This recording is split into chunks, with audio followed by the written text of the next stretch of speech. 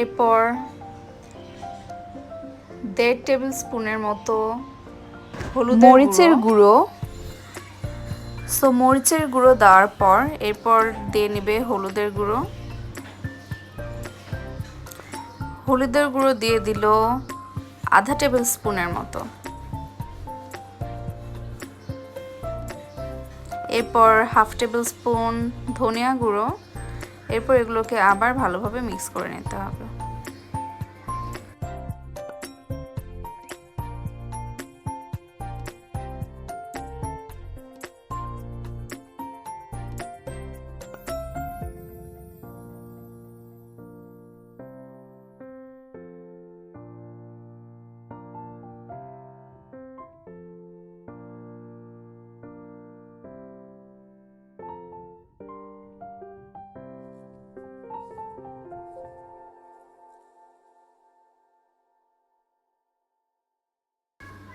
কিছুক্ষণ মিক্স করে নেওয়ার পর সিদ্ধ করে রাখা কলিজাগুলো এর মধ্যে ছেড়ে দিতে হবে।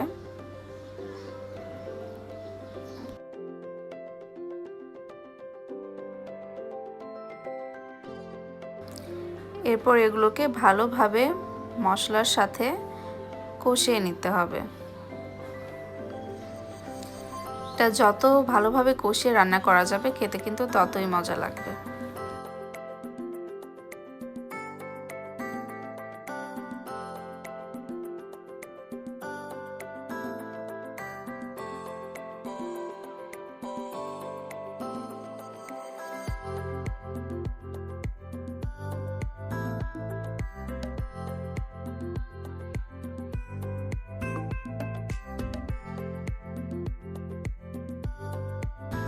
এটিকে মিডিয়াম আঁচে রেখে আমরা এটিকে কষিয়ে নিচ্ছি।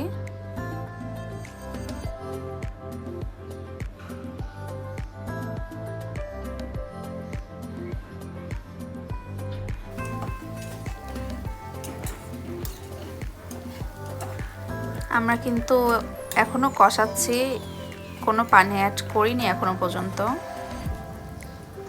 যখন দেখব মশলাগুলো একটু শুকিয়ে এসেছে, তেলগুলো একটু শুকিয়ে এসেছে, এই পর্যায়ে আমরা একটু পানি অ্যাড করব যেন কলিজাগুলো প্যানের সাথে লেগে না যায়।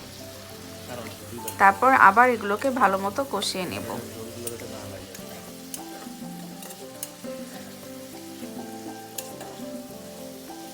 কষিয়ে কষিয়ে রান্না করতে হবে।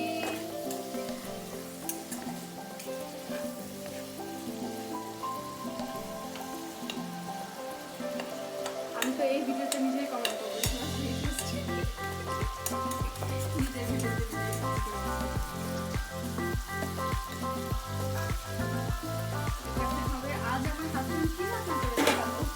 এ পর্যায়ে আমরা এটিকে ঢেকে দিব কিছুক্ষণের জন্য।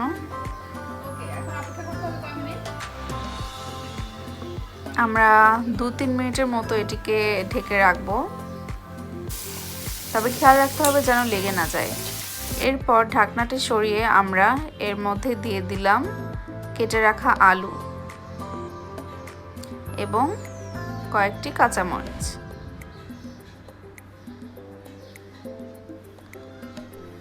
আমরা 4টি কাঁচামরিচ দিয়ে দিলাম। এরপর সবগুলোকে আবারও ভালো মতো কষাতে হবে এবং হালকা পানি দিয়ে নিতে হবে। এতক্ষণ কিন্তু আমরা কলিজাগুলোকে কষিয়েছিলাম ভালো মতো। এখন কলিজা প্লাস আলু দুটাকেই কিন্তু ভালো মতো কষাতে হবে। আলুকে কিন্তু আগে কষানো হয় না।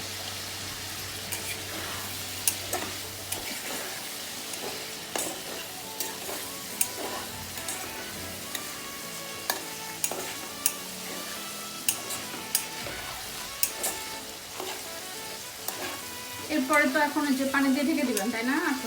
আরো তো আরেকবার আমরা প্রথম যেটা করছিলাম ওটা আরেকবার গুনা বানানো কষা করে। তো কিছুক্ষণ নাড়াচাড়া করার পর এটিকে আমরা ঢেকে দিব। আবার পানি শুকানোর জন্য ওয়েট করতে হবে।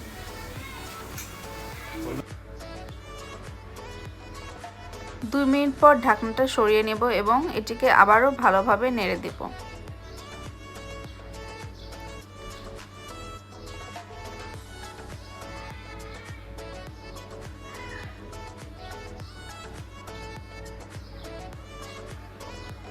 আমরা সামান্য পানি দিয়ে নিলাম। এখন কিন্তু আমাদের কষিয়ে নেওয়া শেষ। আমরা এটিকে ভালোভাবে কুক করার জন্য এবং সিদ্ধ করার জন্য আমরা ঠিক পরিমাণে পানি দিয়ে নিচ্ছি।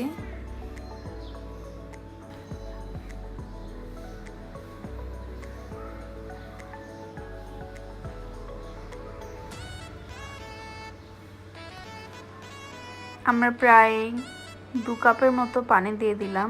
এখন আমরা এটিকে ভালো মতো রান্না হওয়ার জন্য অপেক্ষা করব। তো আপনারা দেখতে পাচ্ছেন আমাদের রান্না কিন্তু হয়ে এসেছে। আমরা ঝোলটা এই পর্যায়ে রেখে এটিকে অফ করে দেব চুলা, কারণ কিছুক্ষণ পর কিন্তু ঝোল শুকিয়ে যায়। তো আমরা এই পরিমাণে ঝোল খেতে পছন্দ করি। আপনারা যে যার পছন্দ মতো ঝোলের পরিমাণটা আন্দাজ করে ইচ্ছা করলে আরও শুকিয়ে নিতে পারেন। তো এই ছিল আমাদের আজকের রেসিপি, আমার হাজব্যান্ডের করা কলিজা ভুনা। আশা করি আপনাদের সবার ভালো লেগেছে। ভালো লাগলে অবশ্যই সাবস্ক্রাইব, লাইক অ্যান্ড কমেন্ট করতে ভুলবেন না।